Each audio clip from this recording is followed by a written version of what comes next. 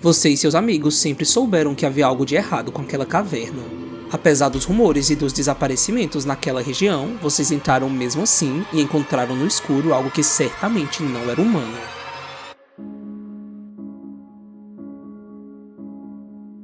Depois de passar 5 anos longe, Hajime voltou para casa e no caminho viu o vídeo de uma youtuber conhecida por visitar lugares que tinham alguma relação estranha com casos sobrenaturais. E para sua surpresa, ela tinha ido até a sua cidade, o que era algo bem comum por não ter exatamente um fluxo grande de pessoas passando por ali por ser uma cidade bem pequena. Quando chegou em casa, ele encontrou as coisas exatamente como estavam, como se o tempo nunca tivesse passado nesses 5 anos. Hajime olhou em volta e viu uma foto com seu melhor amigo Umi, que ele não conversava desde que ele foi embora. Ele ficou preocupado com a situação atual da amizade deles, mas para sua surpresa, Umi lhe mandou uma mensagem pedindo que eles saíssem porque os amigos queriam lhe dar as boas-vindas. Tudo saiu como esperado. Ele sentia que estava vivenciando os velhos tempos e depois de falarem sobre algumas trivialidades, eles entraram no assunto da youtuber que foi até ali para investigar uma antiga caverna conhecida por boatos macabros de devorar as pessoas. Rico, que era o mais conhecedor dessa lenda, contou que há muito tempo, um clã de samurais que foi exilado foi dizimado pelas autoridades depois que eles começaram a atacar as pessoas da vila. Suas cabeças foram arrancadas e empilhadas, e apesar do problema ter sido resolvido, eles nunca conseguiram de volta todo o ouro e os pertences que foram saqueados. No entanto, mesmo com o passar dos anos, as pessoas ainda continuavam procurando por esse tesouro, principalmente dentro dessa caverna, onde muitos nunca mais retornaram quando decidiram se aventurar nessa busca que, no fim das contas, podia ser apenas uma história inventada para dar um toque adicional de mistério. Todo o grupo riu ao se lembrar do passado porque eles já tinham ido até a caverna, mas Hajime pediu que eles mudassem de assunto porque Taiyo, o irmão mais novo de Umi, tinha sido uma das pessoas que havia desaparecido. Apesar do clima ter pesado um pouco, as coisas não ficaram estranhas por muito tempo. Eles decidiram que aquela noite não tinha sido o suficiente e marcaram de se encontrar na manhã seguinte para uma caminhada nas montanhas. Hajime pensou em não comparecer porque ele sentia que sua presença não tinha muita diferença, mas Umi o convenceu do contrário. O problema é que Hajime estaria são e salvo caso tivesse feito como ele havia pensado. O mangá já corta para ele quase que completamente soterrado por parte da caverna que desabou de repente. Hajime não sabia há quanto tempo ele estava enterrado. Seu corpo inteiro doía e ele entrou em desespero ao se imaginar morrendo num lugar como aquele, pois de todos os lugares, aquela caverna era algo que mexia com a sua cabeça. Mas para sua sorte, Umi, que estava ali com ele, tapou a boca dele e pediu que ele fizesse silêncio, pois eles não estavam sozinhos. Hajime pensou que ele estava se referindo a alguém, e não a uma coisa. Mas quando Umi iluminou parte das sombras da caverna, ele ouviu passos indo na direção deles, e depois uma cabeça surgir da escuridão. Hajime reconheceu que aquela era a youtuber Yosumin, mas antes que ele pudesse comemorar por ela estar a salvo para poder ajudá-los, o brilho do celular de Umi revelou toda a verdade. De Yosumin tinha restado apenas a cabeça, e ela estava sendo usada como adereço de uma coisa pendurada no teto. Nesse momento, veio na cabeça de Hajime todos os avisos dos mais velhos que ele ouvia desde criança para ficar longe daquela caverna. Eles diziam que a caverna era um verdadeiro inferno e ele estava infelizmente ali para comprovar isso. 3 horas antes disso acontecer, Hajime tinha se encontrado com seus amigos.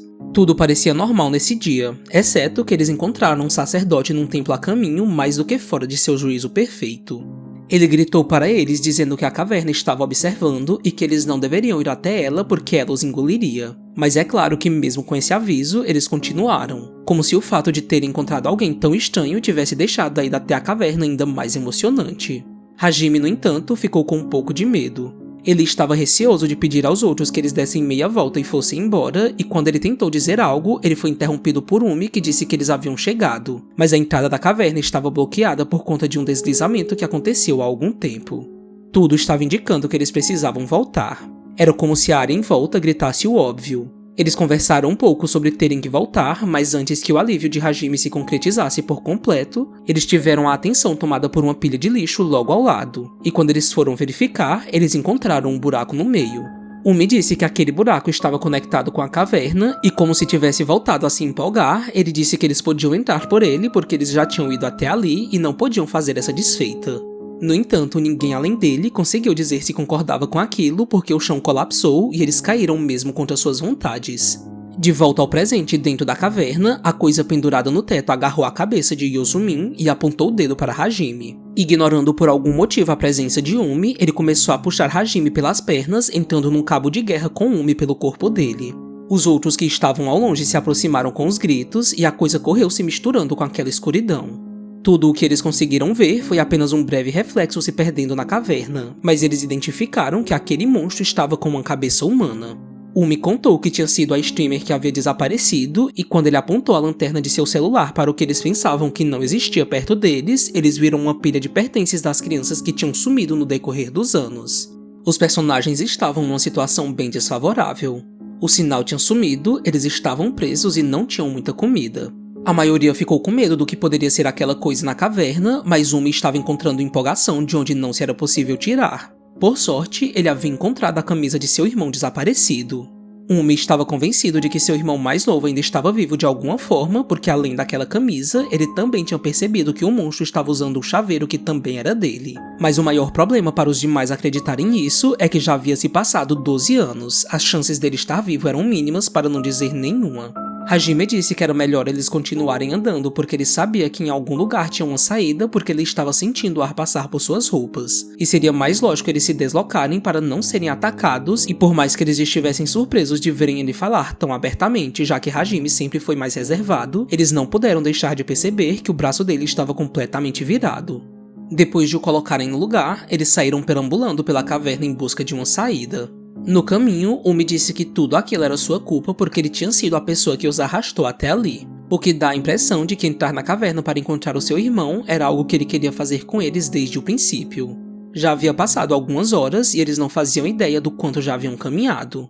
É claro que a exaustão estava batendo à porta, mas por incrível que pareça, todos dormiram apesar da circunstância de existir um monstro que poderia atacá-los a qualquer momento, e isso por muito pouco não aconteceu. A criatura se aproximou do rosto de Gen, abriu sua boca e derramou nele uma gosma viva que saiu de seu nariz. Mas quando ele sentiu sua pele sendo tocada, ele acordou imaginando que havia apenas sonhado, mas ele não deixava de pensar que tudo aquilo tinha sido real demais para ser um sonho. Depois de andarem mais um pouco, eles encontraram um celular que eles pensavam que se tratava do aparelho perdido de Yosumin. Ao mesmo tempo, enquanto eles ligavam o celular seguindo completamente o estereótipo de personagem estúpido, Akane se afastou dos outros, recusando companhia porque ela precisava urinar. Mas após ficar sozinha, a coisa apareceu e a agarrou sem que ela pudesse nem mesmo gritar. O resto do grupo assistiu a um vídeo de alguém procurando por Yosumin, provavelmente um membro de sua equipe, e se deparando com um monstro engolindo a cabeça dela. Todos ficaram assustados, como se tivessem retomado para a mente a certeza de que eles não podiam agir de forma tão desleixada porque tinha uma criatura os observando no escuro. Hajime observou que talvez ele não a estivesse comendo porque ele tinha visto a cabeça de Yosumin inteira e ele tinha acariciado de um jeito muito estranho, como se existisse um objetivo por trás disso. Mas Riko, por ser a voz da razão, disse que isso tão pouco importava porque no final das contas uma pessoa tinha morrido e os meios para essa morte não eram mais importantes do que o resultado. Eles enfim se deram conta de que Akane tinha sido capturada e talvez morta pelo monstro. Eles encontraram um buraco na caverna cheio da mesma gosma que caiu no rosto de Gen e deduziram que foi por esse lugar que ele havia passado e a atacado. Umi encarou aquele buraco sem medo algum. Ele era uma pessoa super protetora, isso era fato, mas sobretudo, ele queria de alguma forma pôr as mãos naquela coisa que provavelmente tinha sido a responsável pelo sumiço de seu irmão. Mas o que ele não esperava era que ao sair do outro lado, ele fosse dar de cara com Taiyo com a mesma idade de quando havia desaparecido.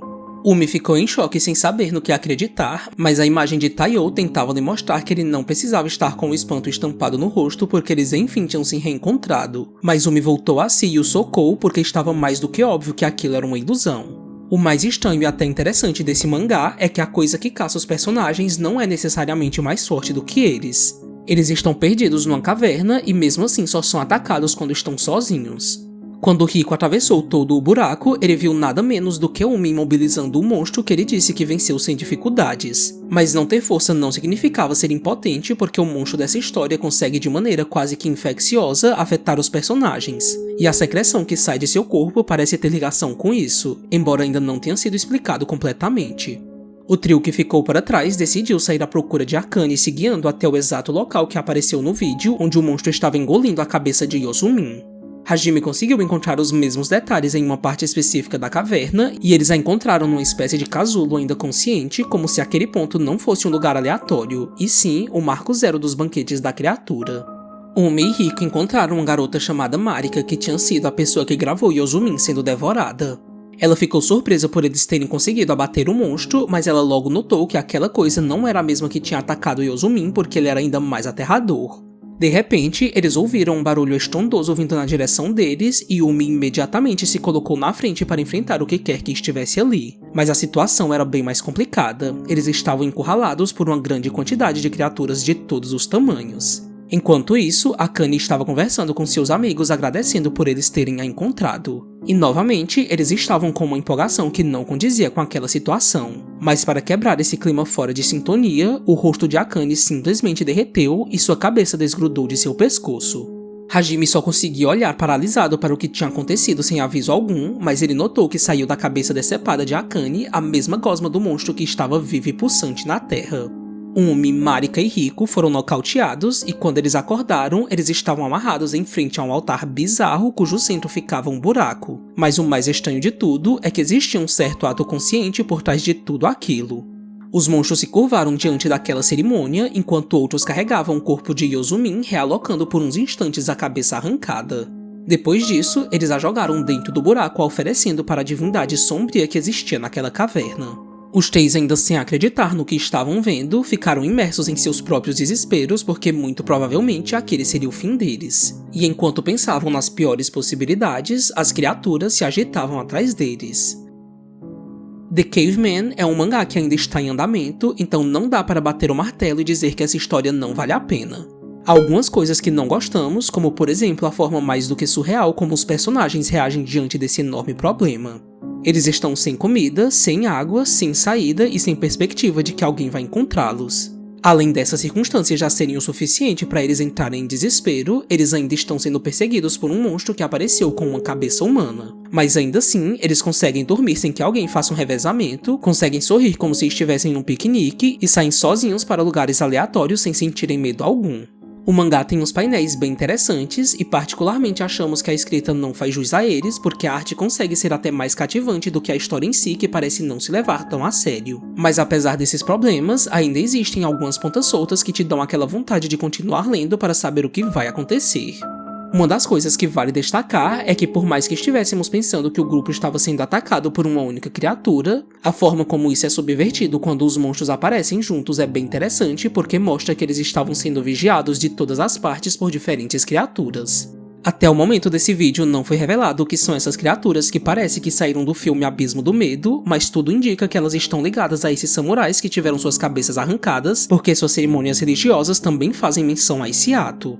E se existe realmente um deus maligno por trás de tudo, como vimos o sacerdote mencionar, um fungo parasita que transforma as pessoas em monstros, ou um rancor encarnado que deu origem a essas criaturas, só vamos saber quando essa caverna for explorada mais um pouco.